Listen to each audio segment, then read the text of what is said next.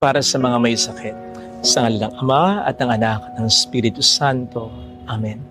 Ama naming makapangyarihan, Ikaw ang nagbigay sa amin ng buhay. Ikaw rin ang may pinakakakayanan na alagaan ng aming buhay. Ano man ang pag-iingat na gawin namin, masustansya man ang mga pagkain na kinakain namin, sapat man ang oras ng mga pahinga namin, dekalidad man ang mga gamot, pati na mga bitaminang iniinom namin, magagaling man ang mga doktor na tumitingin sa amin, Ikaw pa rin ang may pinakakayanang magdugtong at mag-alaga sa buhay namin. Ikaw ang aming pinakadakilang manggagamot at ang iyong pagmamahal ang aming pinakamapisang kamot.